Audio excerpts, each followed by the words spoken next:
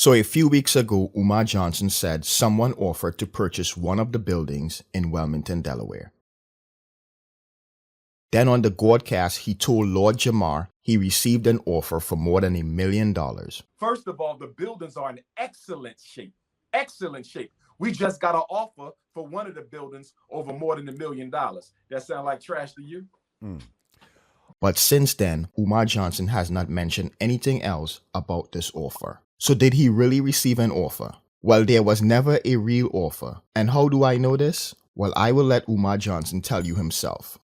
About a week or so now, I received a phone call from a white realtor inquiring about the ability to purchase the entire Frederick Douglass Marcus Garvey RBG International Leadership Academy campus. His interest was for all 4 buildings. I informed him that renovations on the Marcus Garvey Elementary School and Gymnasium, the small school, had already began, and in no way, shape, or form would we be interested in selling that. I also informed him that the chances of being able to purchase the Frederick Douglass High School were also slim to none, but not impossible. I said I would share the idea with my school team, but I am not sure that they would be willing to entertain a purchase at this time. So I basically communicated to him that there was a 99% chance that you would not be able to purchase the building, but that I would be willing to pass along the purchase offer for the high school only to my school team. I have not heard back from him since. I did not get his name, and I should have, but I was moving so quickly and didn't anticipate the call. I saw a 302 area code, which is Wilmington, and I answered the phone thinking it was someone who I was in communication with regarding offering bids to get the work done inside the school. I thought it was a contractor or maybe a local supporter. I definitely did not imagine it being someone who wanted to buy the school. I must say that I believe there is a chance that that person was not a realtor. I must say that that person could have been FBI,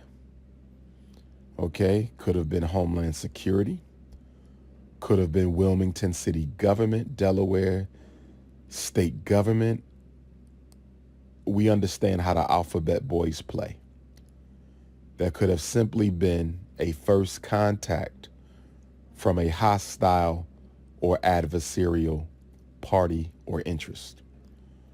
With that being said,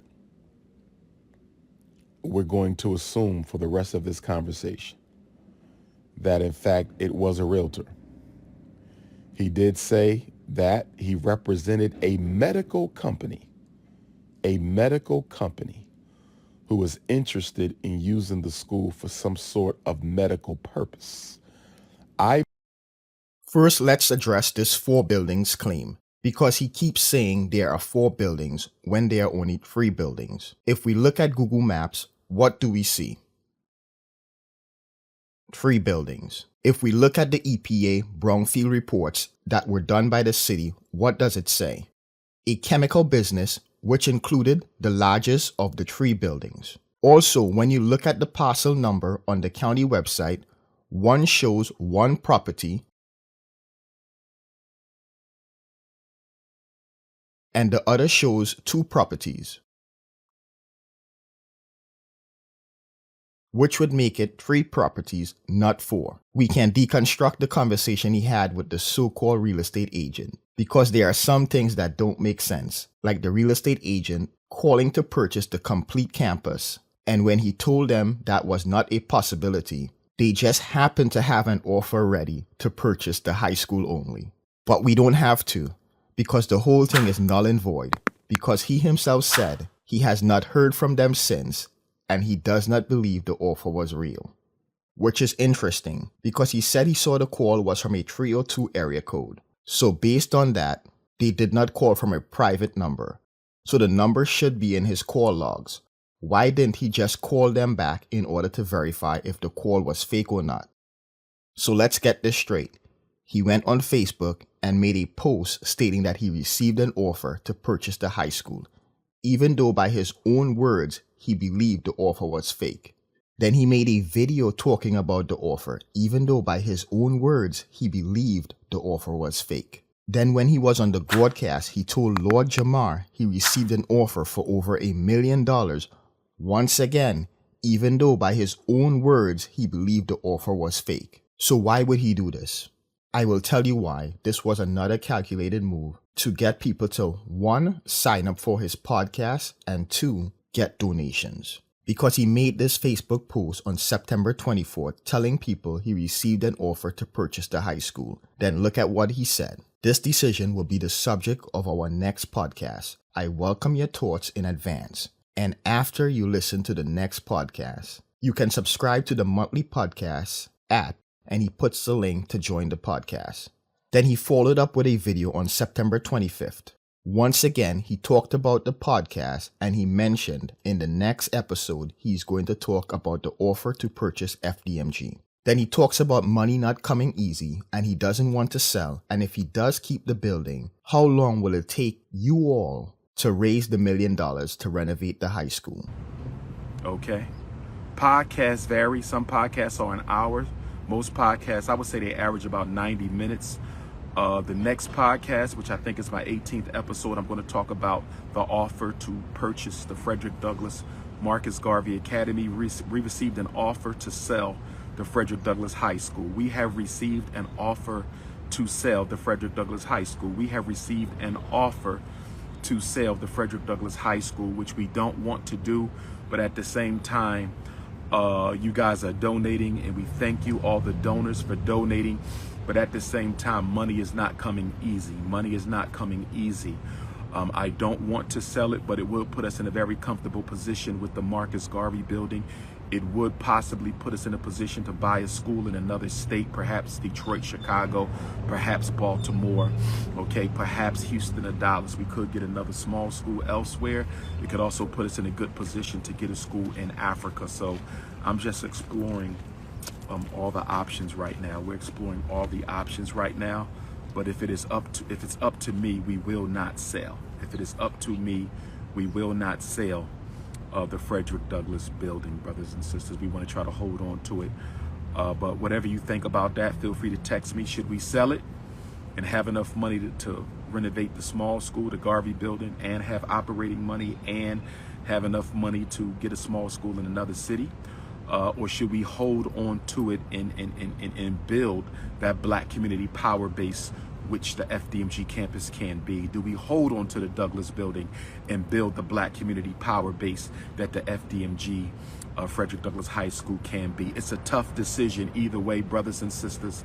If we hold on to it, how long is it going to take y'all to raise $1 million to renovate the high school? If we hold on to it, how long is it going to take y'all to raise the $1 million to renovate the high school, brothers and sisters? That's the question. That's the question. Okay? What you saw in that video were 2 scammer tactics. One is fear. Fear that he's going to have to sell the building because enough donations are not coming in. 2 is create a sense of urgency. We are getting money, but it's not coming in fast enough. I really don't want to sell, but if we keep the buildings, how long will it take you all to raise the $1 million? The FTC talks about this on their website. Scammer tactics. Scammers create a sense of urgency. They rush you into making a quick decision before you look into it. Scammers use intimidation and fear.